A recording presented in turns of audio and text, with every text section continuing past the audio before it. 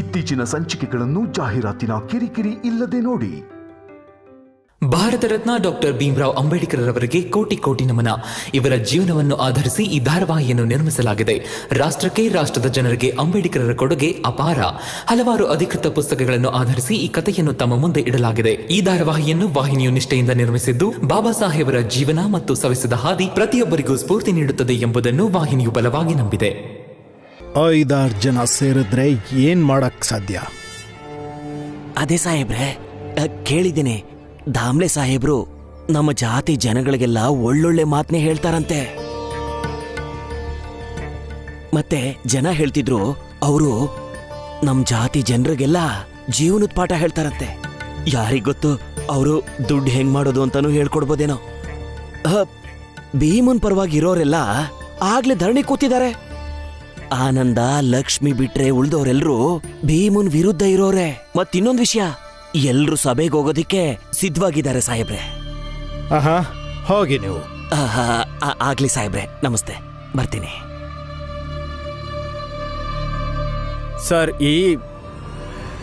ಈ ದಾಮ್ಲೆ ಇವ್ರನ್ನ ಇಟ್ಕೊಂಡು ದೊಡ್ಡದೇನೋ ಪ್ಲಾನ್ ಮಾಡ್ತಾ ಇದ್ದಾರೆ. ಯಾಕೋ ಸರಿ ಕಾಣಿಸ್ತಿಲ್ಲ ಸರ್.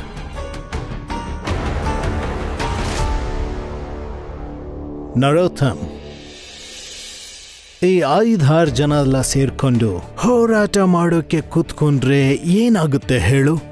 ಟೆನ್ಷನ್ ತಗೋಬೇಡ. ಅದೇನ್ ಮಾಡ್ತಾರೋ ಮಾಡಕ್ ಬಿಡೋಣ. ನನ್ನ ಮ್ಯಾನೇಜರ್ ಮೇಲಾಧಿಕಾರಿಗಳ ಜೊತೆ ನನ್ನ ಮೀಟಿಂಗ್ನ ಅರೇಂಜ್ ಮಾಡಕ್ ಹೋಗಿದ್ದಾನೆ. ಅವನು ವಾಪಸ್ ಬರ್ಲಿ, ಆಮೇಲೆ ನೋಡೋಣ. ಸರ್, ಒಳ್ಳೇದೇ ಆಯ್ತು ಸರ್. ನಿಮ್ಮ ಮ್ಯಾನೇಜರ್ ಒಳ್ಳೆ ಸುದ್ದಿನೇ ತಡ್ತಾನೆ ನೋಡ್ತೀರಿ. ಅಲ್ದೆ ನೀವೇನೋ ಹೇಳ್ತಾ ಇದ್ರಲ್ಲ, 200-300 ಜನ ಇರೋ ತುಕ್ಟಿನ್ ಕರ್ಸಿ ಆ ಭೀಮರಾವ್ ಜೊತೆ ಧರಣಿ ಕೂತಿರೋರ್ನ ಓಡಿಸ್ತೀವಿ ಅಂತಿದ್ರಲ್ಲ, ಅದೇನಾಯ್ತು ಸರ್? ಆಗಿದೆ, ಅರೇಂಜ್ ಆಗಿದೆ. ಈ ಪ್ಲಾನ್ನ ನಾನೇ ಮುಂದೆ ನಿಂತು ಪೂರ್ತಿ ಮಾಡ್ತೀನಿ.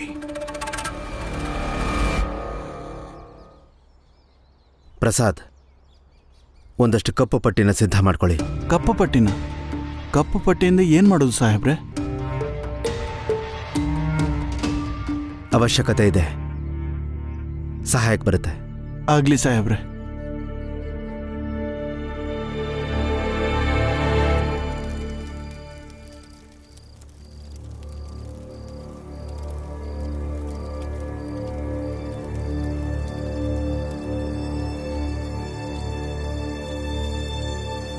ಸಾಹೇಬ್ರೆ, ಎಲ್ಲರೂ ಬಂದಿದ್ದೀವಿ. ಈ ಕಪ್ಪು ಪಟ್ಟಿನ ನಿಮ್ಮ ಕಣ್ಗಳ ಕಟ್ಕೊಳ್ಳಿ.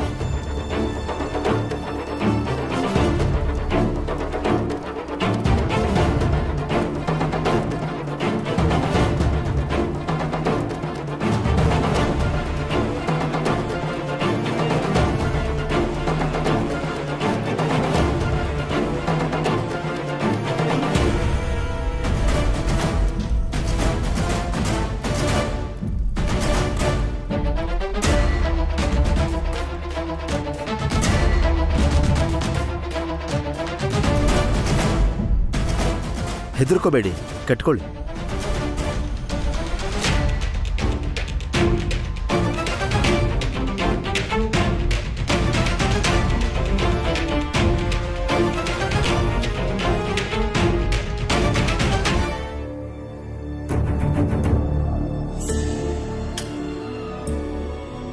ಸರ್, ಭೀಮರಾವ್ ಬಹಳನೇ ಸಿದ್ಧತೆ ಮಾಡ್ಕೊಂಡಿದ್ಯಂತೆ, ಆದ್ರೆ ಏನೂ ಪ್ರಯೋಜನಕ್ಕೆ ಬರಲ್ಲ. ನೋಡು, ತುಕಡಿನ ಕರ್ಸಿ ನಿಮ್ಮ ಮೇಲೆ ಗುಂಡು ಹಾರ್ಸಕ್ಕೆ ನನಗಿಷ್ಟ ಇಲ್ಲ. ನಿನ್ಗೊಂದು ಕೊನೆ ಚಾನ್ಸ್ ಕೊಡ್ತಾ ಇದ್ದೀನಿ. ಟೇಬಲ್ ತಗೊಂಡು ಬನ್ನಿ.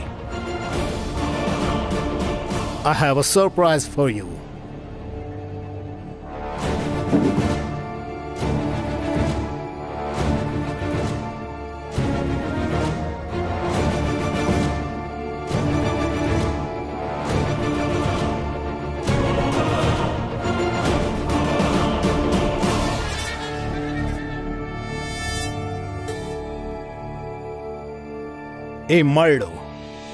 ಈ ಮರಳು ಕೆಳಗೆ ಬೀಳೋ ತನಕ ಮಾತ್ರ ನಿನ್ಗೆ ಸಮಯ ಇರೋದು.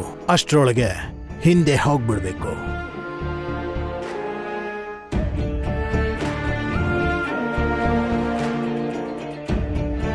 ಗೇಟ್ ಓಪನ್ ಮಾಡಿ.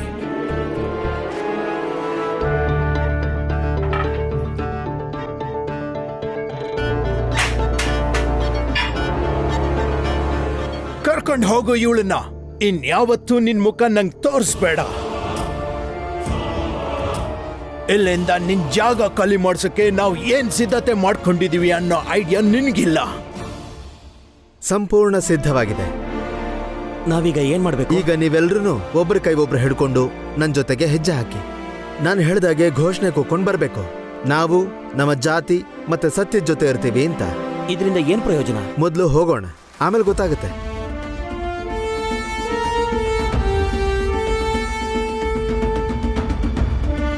ಈಗೆಲ್ರು ಹೇಳಿ, ನಾವು ನಮ್ಮ ಜಾತಿ ಮತ್ತು ಸತ್ಯದ ಪರವಾಗಿ ಸದಾ ಇರ್ತೀವಿ. ನಾವು ನಮ್ಮ ಜಾತಿ ಮತ್ತು ಸತ್ಯದ ಪರವಾಗಿ ಸದಾ ಇರ್ತೀವಿ. ನಾವು ನಮ್ಮ ಜಾತಿ ಮತ್ತು ಸತ್ಯದ ಪರವಾಗಿ ಸದಾ ಇರ್ತೀವಿ. ನಾವು ನಮ್ಮ ಜಾತಿ ಮತ್ತು ಸತ್ಯದ ಪರವಾಗಿ ಸದಾ ಇರ್ತೀವಿ. ನಾವು ನಮ್ಮ ಜಾತಿ ಮತ್ತು ಸತ್ಯದ ಪರವಾಗಿ ಸದಾ ಇರ್ತೀವಿ. ನಾವು ನಮ್ಮ ಜಾತಿ ಮತ್ತು ಸತ್ಯದ ಪರವಾಗಿ ಸದಾ ಇರ್ತೀವಿ. ನಾವು ನಮ್ಮ ಜಾತಿ ಮತ್ತು ಸತ್ಯದ ಪರವಾಗಿ ಸದಾ ಇರ್ತೀವಿ.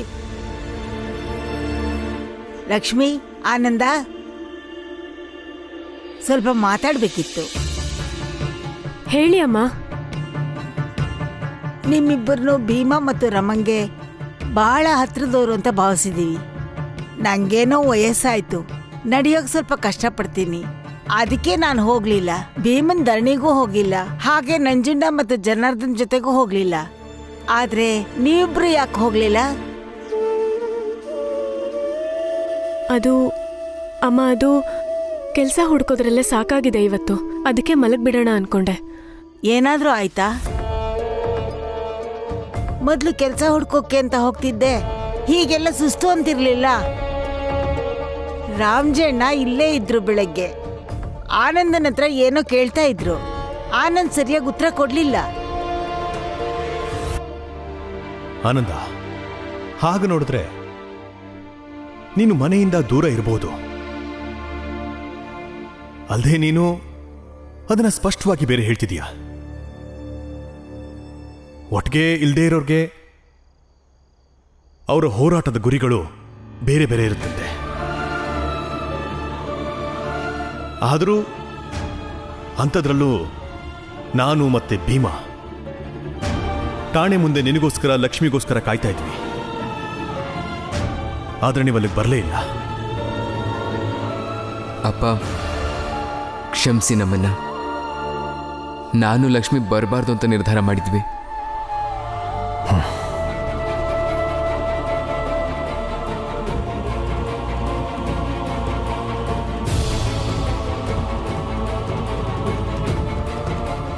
ಏನ್ ತೊಂದ್ರೆ ಹೇಳಿ? ಏನೇ ಇದ್ರು ನನ್ನ ಹತ್ರ ಹೇಳ್ಕೊಳ್ಳಿ, ನಾನ್ ನಿಂತು ಮಾತಾಡ್ತೀನಿ. ನಿಮ್ಮಿಬ್ಬರು ಈ ತರ ಭೀಮಾ ಮತ್ತು ರಮನಿಂದ ದೂರ ಇರೋದನ್ನ ನೋಡೋಕ್ಕಾಗ್ತಾ ಇಲ್ಲ. ತುಂಬಾ ನೋವಾಗುತ್ತೆ ಮಕ್ಕಳ.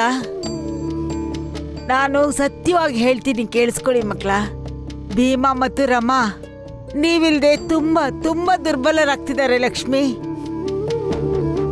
ನೋಡಿ ಶಾಂತಮ್ಮ, ಭೀಮಾ ಮತ್ತೆ ರಮಗೆ ಹೇಗೆ ಬೇರೆ ಜೀವನ ಇದೆಯೋ ನಮಗೂ ಹಾಗೆ ನಮ್ಮದೇ ಜೀವನ ಇದೆ.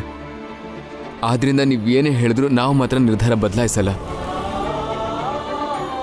ಶಾಂತಮ್ಮ, ನಮ್ಮ ಬಗ್ಗೆ ನೀವು ತಪ್ಪು ತಿಳ್ಕೊತಿರೋ ಅರ್ಥ ಮಾಡ್ಕೋತಿರೋ ಗೊತ್ತಿಲ್ಲ. ನಮ್ಮ ನಿರ್ಧಾರ ಇದೆ ಈಗ. ಆದರೆ ಈಗ ಭೀಮಾ ಮತ್ತೆ ರಮನ್ ಜೊತೆ ನಾವು ನಮ್ಮ ಜೀವನನ ಜೋಡಿಸ್ಕೊಳ್ಳೋದಕ್ಕಾಗಲ್ಲ. ಲಕ್ಷ್ಮಿ,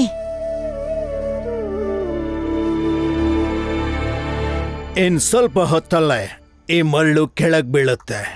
ಅಲ್ಲಿಗೆ ನಿಮ್ಮ ಆಚ ಮುಗಿತು ಅಂತಿಟ್ಕೊಳ್ಳಿ.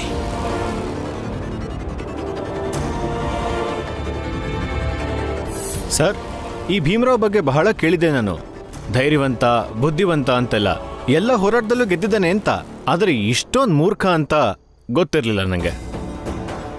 ಇನ್ನೇನು ತುಕಡಿ ಬರುತ್ತೆ ಇಲ್ಲಿಗೆ, ಎಲ್ರೂ ನಾಮಾವೇಶ ಆಗೋಗ್ತೀರಾ. ಅರ್ಥ ಆಯ್ತಾ? ಇವನ್ ನೋಡಿದ್ರೆ ಸುಮ್ಮನೆ ನಿಂತಿದ್ದಾನೆ.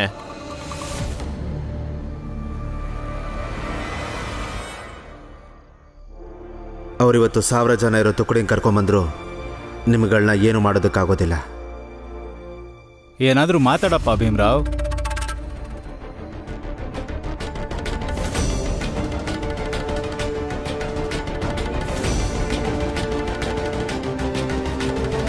ಇನ್ಸ್ಪೆಕ್ಟರ್ ಸಾಹೇಬ್ರೆ, ಯಾವತ್ತಾದ್ರೂ ಒಬ್ರನ್ನ ಸಂಪೂರ್ಣವಾಗಿ ನಂಬಿದ್ದೀರಾ? ನಾನ್ ನಂಬಿದ್ದೀನಿ.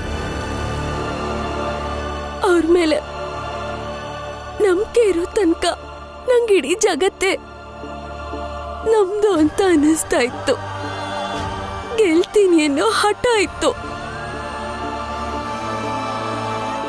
ನಾನು ಹೀಗೆ ಒಬ್ರ ಮೇಲೆ ಸಂಪೂರ್ಣ ನಂಬಿಕೆ ಇಟ್ಟಿದ್ದೀನಿ. ಆದ್ರೆ ಡೇವಿಡ್ ಸರ್, ಅವ್ರು ನಿಮ್ ತರ ನಂಬಿಕೆ ದ್ರೋಹ ಮಾಡುವಂಥವ್ರಲ್ಲ. ಸುಮ್ಮನೆ ಇದ್ರೆ ಸರಿ. ಇಂಗ್ಲಿಷ್ನಲ್ಲಿ ಒಂದು ಪ್ರಾವರ್ಬ್ ಇದೆ, ಕಾಮ್ ಬಿಫೋರ್ ದ ಸ್ಟಾರ್ಮ್. ಬಿರುಗಾಳಿಗೂ ಮುನ್ನ ನಿಶಬ್ದ. ಈ ನಿಶಬ್ದತೆನ ಕೇಳಿಸ್ಕೋ, ಸರಿಯಾಗಿ ಕೇಳಿಸ್ಕೋ ಭೀಮ್ರಾವ್.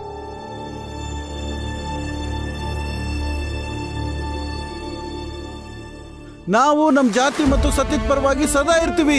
ನಾವು ನಮ್ಮ ಜಾತಿ ಮತ್ತು ಸತ್ಯದ ಪರವಾಗಿ ಸದಾ ಇರ್ತೀವಿ. ನಾವು ನಮ್ಮ ಜಾತಿ ಮತ್ತು ಸತ್ಯದ ಪರವಾಗಿ ಸದಾ ಇರ್ತೀವಿ. ನಾವು ನಮ್ಮ ಜಾತಿ ಮತ್ತು ಸತ್ಯದ ಪರವಾಗಿ ಸದಾ ಇರ್ತೀವಿ. ನಾವು ನಮ್ಮ ಜಾತಿ ಮತ್ತು ಸತ್ಯದ ಪರವಾಗಿ ಸದಾ ಇರ್ತೀವಿ. ನಾವು ನಮ್ಮ ಜಾತಿ ಮತ್ತು ಸತ್ಯದ ಪರವಾಗಿ ಸದಾ ಇರ್ತೀವಿ. ನಾವು ನಮ್ಮ ಜಾತಿ ಮತ್ತು ಸತ್ಯದ ಪರವಾಗಿ ಸದಾ ಇರ್ತೀವಿ. ನಾವು ನಮ್ಮ ಜಾತಿ ಮತ್ತು ಸತ್ಯದ ಪರವಾಗಿ ಸದಾ ಇರ್ತೀವಿ. ನಾವು ನಮ್ಮ ಜಾತಿ ಮತ್ತು ಸತ್ಯದ ಪರವಾಗಿ ಸದಾ ಇರ್ತೀವಿ. ನಾವು ನಮ್ಮ ಜಾತಿ ಮತ್ತು ಸತ್ಯದ ಪರವಾಗಿ ಸದಾ ಇರ್ತೀವಿ. ನಿಂತ್ಕೊಳ್ಳಿ, ಎಲ್ರು ಇಲ್ಲೇ ನಿಂತ್ಕೊಳ್ಳಿ. ಇವಾಗ ಹೇಳಿ, ನಾವು ನಮ್ಮ ಜಾತಿ ಮತ್ತು ಸತ್ಯದ ಪರವಾಗಿ ಸದಾ ಇರ್ತೀವಿ. ನಾವು ನಮ್ಮ ಜಾತಿ ಮತ್ತು ಸತ್ಯದ ಪರವಾಗಿ ಸದಾ ಇರ್ತೀವಿ. ನಾವು ನಮ್ಮ ಜಾತಿ ಮತ್ತು ಸತ್ಯದ ಪರವಾಗಿ ಸದಾ ಇರ್ತೀವಿ. ನಾವು ನಮ್ಮ ಜಾತಿ ಮತ್ತು ಸತ್ಯದ ಪರವಾಗಿ ಸದಾ ಇರ್ತೀವಿ. ನಾವು ನಮ್ಮ ಜಾತಿ ಮತ್ತು ಸತ್ಯದ ಪರವಾಗಿ ಸದಾ ಇರ್ತೀವಿ. ನಾವು ನಮ್ಮ ಜಾತಿ ಮತ್ತು ಸತ್ಯದ ಪರವಾಗಿ ಸದಾ ಇರ್ತೀವಿ. ಇದನ್ನೆಲ್ಲ ನಿಮ್ ಕಣ್ಣಿಗೆ ಕಟ್ಟಿರೋ ಬಟ್ಟೆನ ಈಗ ನೀವು ಬಿಚ್ಚಬಹುದು.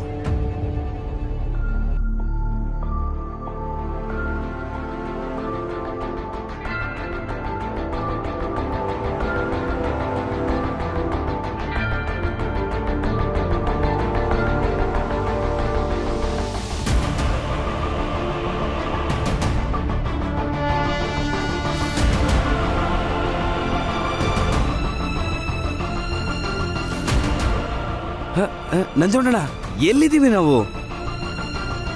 ದಾಮ್ಲೆ ಸಾಹೇಬ್ರೆ,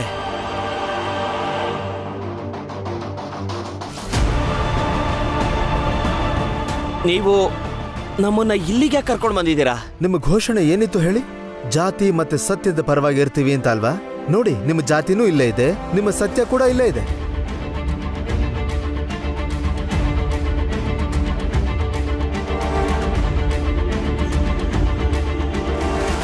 ಕಣ್ಣು ತೆರೆದಿದ್ರೆ ನೀವು ಇಲ್ಲಿಗೆ ಬರ್ತಾ ಇರಲಿಲ್ಲ. ಅದಕ್ಕೆ ಕಣ್ಣಿಗೆ ಬಟ್ಟೆ ಕಟ್ಕೊಂಡು ಕರ್ಕೊಂಬಂದ್ವಿ.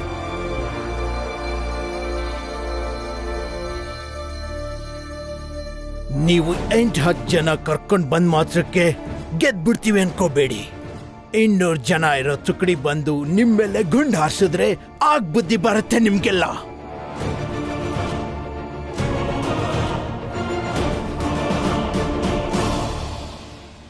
ಆಮೇಲೆ ನಿಮಗೂ ಕಷ್ಟ ತಪ್ಪಿದ್ದಲ್ಲ.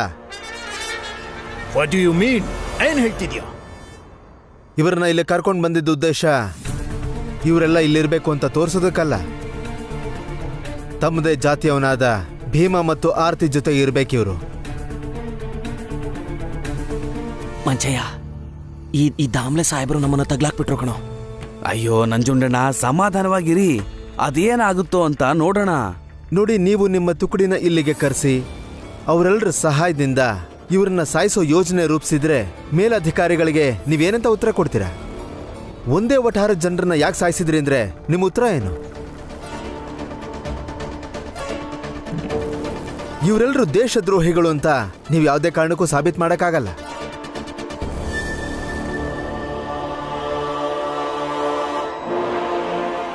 ಇನ್ಸ್ಪೆಕ್ಟರ್ ಸಾಹೇಬ್ರೆ, ಇವರೆಲ್ಲ ನನ್ನ ಜೊತೆ ಇದ್ದಾರೆ. ಎಲ್ಲರೂ ಒಟ್ಟಾಗಿ ಹೇಳ್ತಾ ಇದ್ದಾರೆ ಆರ್ತಿ ನಿರ್ದೋಷಿ ಅಂತ.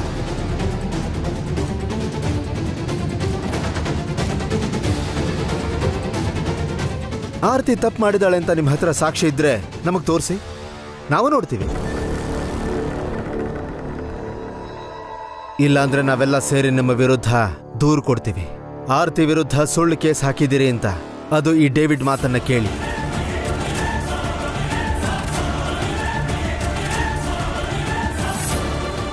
ದಾಮ್ಲೆ ಬಿಡಲ್ಲ ನಾನು. ನೀವು ನಿಮ್ಮ ವ್ಯಕ್ತಿನ ಕಳಿಸ್ಕೊಟ್ಟಿದ್ರಲ್ಲ ಮೇಲಧಿಕಾರಿಗಳ ಹತ್ರ ಮಾತಾಡಕ್ಕೆ. ಇನ್ನೂ ಮೀಟಿಂಗ್ ಫಿಕ್ಸ್ ಆಗಿಲ್ಲ ಅನ್ಸುತ್ತೆ. ಈ ವಿಷಯ ನನಗೆ ಹೇಗೆ ಗೊತ್ತಿದೆ ಅಂತ ಯೋಚನೆ ಮಾಡಿ. ನನ್ನ ಪ್ರಭಾವ ಎಲ್ಲಿವರೆಗೂ ಇದೆ ಅಂತ ನೀವು ಅಂದಾಜು ಮಾಡ್ಕೋಬಹುದು ಇನ್ಸ್ಪೆಕ್ಟರ್ ಸಾಹೇಬ್ರೆ.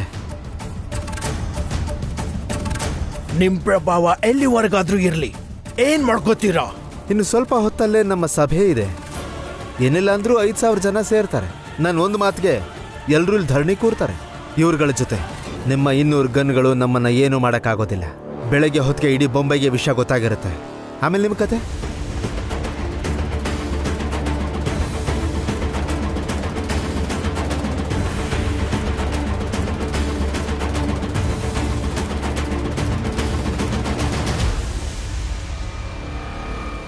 ತುಕಡಿ ಬರ್ದಿರೋ ಥರ ನೀವು ನೋಡಿಕೊಂಡ್ರೆ ಒಳ್ಳೇದು ಅನ್ಸುತ್ತೆ. ಇಲ್ಲ ಅಂದರೆ ಬೊಂಬೈ ಗವರ್ನರ್ ಆಫೀಸಿಂದ ಒಬ್ರು ಇಲ್ಲಿಗೆ ಬರ್ತಾ ಇದ್ದಾರೆ. ಇನ್ನೊಂದು ಸ್ವಲ್ಪ ಹೊತ್ತಲ್ಲೇ ಬರ್ಬೋದು. ಅವ್ರು ಬಂದ ಮೇಲೆ ಕೇಸು ನಮ್ಮ ಮೇಲಲ್ಲ, ನಿಮ್ಮ ಮೇಲೆ ಬಿದ್ದಿರುತ್ತೆ. ಡೇವಿಡ್ ಸರ್, ನಿಮ್ಮ ವೈಯಕ್ತಿಕ ದ್ವೇಷ ಯಾವ ಮಟ್ಟಕ್ಕೆ ಬೆಳೆದಿದೆ ಅಂದರೆ ಅದಕ್ಕೋಸ್ಕರ ನೀವು ತುಕಡಿನ ಕರೆಸಿ ಇಷ್ಟು ಜನರನ್ನ ಸಾಯಿಸೋದಕ್ಕೆ ನೋಡಿದ್ರಿ.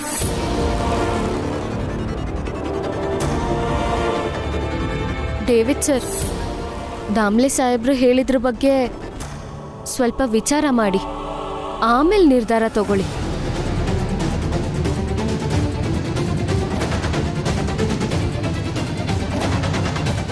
ಸರ್, ನಾವು ಸಿಕ್ಕಾಕೊಂಡಿದ್ದೀವಿ ಅನ್ಸುತ್ತೆ. ಸೇನಾ ತುಕಡಿನ ತಡೀರಿ, ಇಲ್ಲಾಂದ್ರೆ ನಿಮ್ಮ ಜೊತೆ ನಮ್ಮ ಕೆಲಸನೂ ಹೋಗುತ್ತೆ.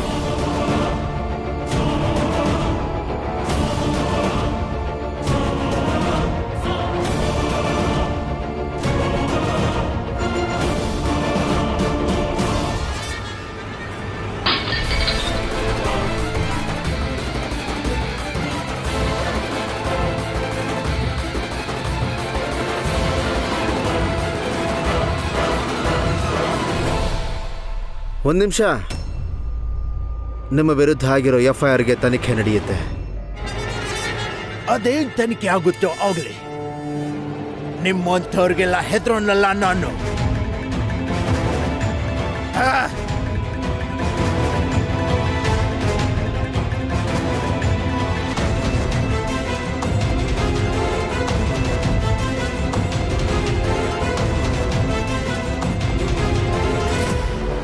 ನೋಡಿ ದಾಮ್ಲೆ ಸಾಹೇಬ್ರೆ, ನಾನು ಕೇವಲ ನಿಮಿತ್ತ ಅಷ್ಟೇ.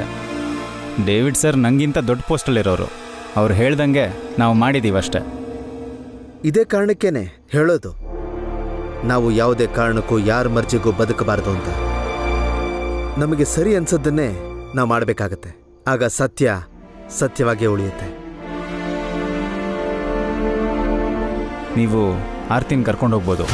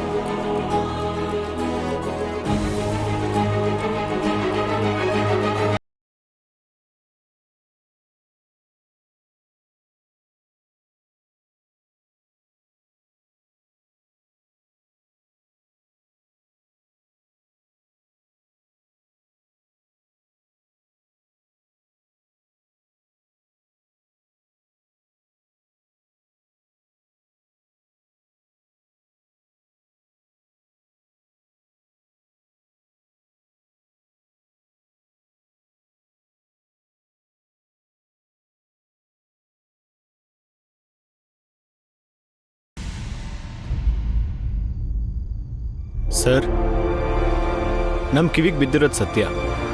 ಭೀಮ್ರಾವ್ ಸೋಲೋ ಆಸಾಮಿ ಅಲ್ಲ, ಈಗಲೂ ಗೆದ್ದೇ ಹೋಗ್ತಿದ್ದಾನೆ. ನಿನ್ನ ಮಾತು ನಿಜ. ಇದೇ ಭೀಮನ್ ತಾಕತ್ತು. ಭೀಮ್ರಾವ್ ಮಾತುಗಳನ್ನು ಈ ಜನ ಒಪ್ಪಿ ಪ್ರಭಾವಿತರಾಗಿ ಇವನ ಹಿಂದೆ ಬಂದು ನಿಲ್ತಿದ್ದಾರೆ. ಈಗ ದಾಮ್ಲೆ ಸಾಹೇಬ್ರು ನಿಂತ್ರಲ್ಲ, ಹಾಗೆ ಈ ಭೀಮ್ರಾವ್ ತುಂಬ ವಿಭಿನ್ನ. ಇವನಲ್ಲಿ ಏನೋ ಶಕ್ತಿ ಇದೆ.